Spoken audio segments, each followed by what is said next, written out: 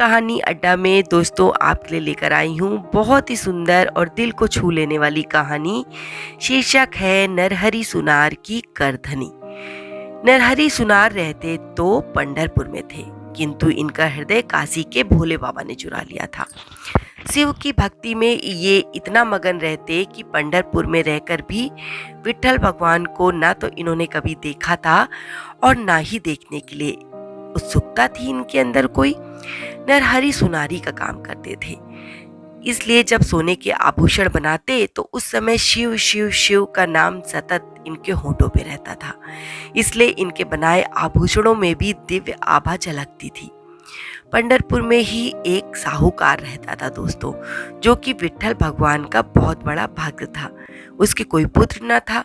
उसने एक बार विट्ठल भगवान से मनौती की कि यदि उसे पुत्र प्राप्त हुआ तो वो विट्ठल भगवान को सोने की करधनी यानी कि कमर पेटी, कमरबंद जो होती है वो पहनाएगा। विट्ठल भगवान की कृपा से उसे जल्द ही पुत्र रत्न की प्राप्ति हुई। वो खुशी से फूला न समाया और भागा भागा नरहरि सुनार के पास सोना लेकर पहुंचा और कहने लगा, नरहरि जी, विट्ठल भगवान ने प्रसन्न होकर मुझे पुत्र प्रदान किया है।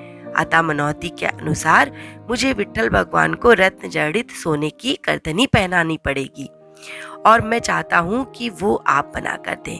पंढरपुर में आपके अलावा इस तरह की करधनी कोई नहीं गढ़ सकता, इसलिए आप सोना ले लीजिए और पांडुरंग मंदिर में चलकर विट्ठल भगवान की कमर की नाप ले आइए और जल्दी से करधनी तैयार कर दीजिए। दोस्तों, विट्ठल भगवान का नाम सुनकर नरहरि जी बोले, भैया, मैं शिव जी के अलावा किसी अन्य देवता के मंदिर में प्रवेश नहीं करता, इसलिए आप किसी दूसरे सुनार से करधनी तैयार करा लें। लेकिन साहूकार बोला, नरहरि जी, आपके जैसा श्रेष्ठ सुनार तो पंढरपुर में और कोई है ही नहीं, इसलिए मैं करधनी तो आपसे ही बनवाऊंगा। यदि आप मंदिर नहीं जाना चाहते तो ठीक है, मैं स्वयं विट्ठल भगवान की कमर की नाप ला देता हूँ। नरहरि ने मजबूरी में इसे स्वीकार कर लिया। दोस्तों, साहूकार विट्ठल भगवान की कमर का नाप लेकर आ गया और नरहरि ने उसी नाप से रत्न जड़ित सोने की करधनी बनवा दी। अब आगे क्या चमत्कार हुआ। साहूकार आनंद पूर्वक उस करधनी को लेकर अपने आराध्य देव विट्ठल भगवान को पहनाने मंदिर गया। जब पुजारी जी वो करधनी विट्ठल भगवान को पहनाने लगे तो वो करधनी कमर से 4 अंगुल बड़ी थी। बताइए, नाप लेकर बनाई गई करधनी 4 अंगुल बड़ी हो गई। फिर क्या हुआ, साहूकार करधनी लेकर वापस नरहरि जी के पास लौटा और उस करधनी को छोटा करवा लिया। जब वो पुनः करधनी लेकर मंदिर पहुंचा और पुजारी ने वो करधनी विट्ठल भगवान को पहनाई तो वो अब की बार 4 अंगुल छोटी निकल आई। ये तो विट्ठल भगवान का चमत्कार था। नरहरि जी ने करधनी फिर बड़ी की तो वो 4 अंगुल बढ़ गई, फिर छोटी की तो 4 अंगुल कम हो गई। ऐसा 4 बार हुआ।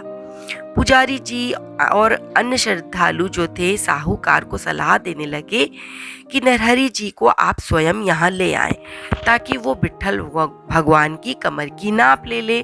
शायद आप ठीक से नाप नहीं ले पा रहे हैं।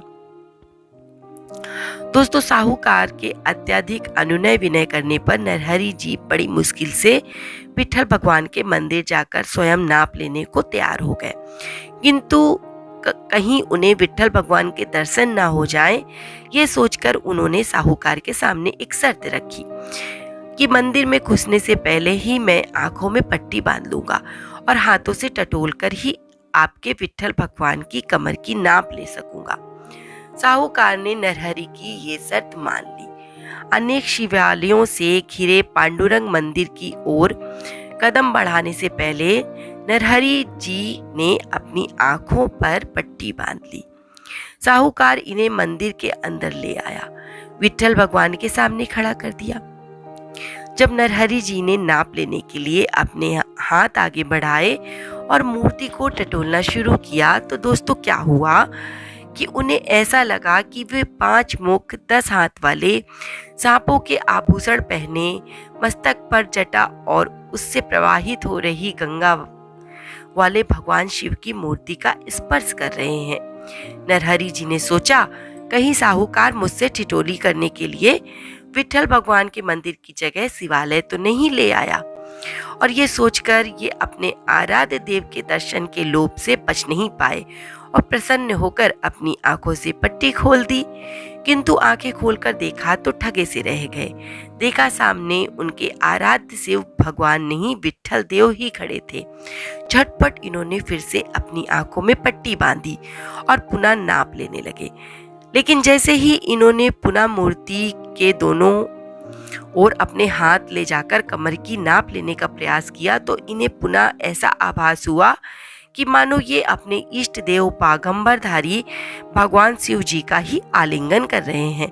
जैसे ही आंखों से पट्टी खोलकर देखा तो पुनः विट्ठल भगवान की मुस्कुराती हुई छवि दिखलाई पड़ी। हड़बड़ाते हुए इन्होंने तुरंत अपनी आंखों पर पट्टी बांध ली और फिर से मूर्ति की कमर का नाप लेने लगे। लेकिन आंखें बंद करने पर पुनः मूर्ति में शंकर भगवान का आभास होता। जब ऐसा 3 बार हुआ तो नरहरि जी असमंजस में पड़ गए। इन्हें समझ में आ गया कि शिव और भगवान विट्ठल अलग अलग नहीं, जो शंकर है वो ही विट्ठल यानी कि विष्णु जी हैं और जो विट्ठल है वो ही शंकर जी हैं। अब तो इन्होंने झट अपनी आंखों पर बंधी अज्ञान की पट्टी उतारकर फेंकी और क्षमा मांगते हुए विट्ठल भगवान के चरणों में गिर पड़े और सुबक सुबक कर रोते हुए कहने लगे, हे विश्व के जीवन दाता, मैं आपकी शरण में आया हूँ।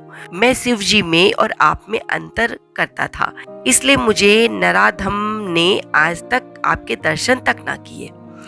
आज आपने मेरे मन का अज्ञान और अंधकार दूर कर दिया। कृपया अपने इस अपराधी को क्षमा कर दीजिए। नरहरि जी की सरलता पर विट्ठल भगवान रीझ गए और प्रसन्न होकर नरहरि के इष्ट देव शिव जी को सम्मान देते हुए अपने शीश पर शिवलिंग धारण कर लिया।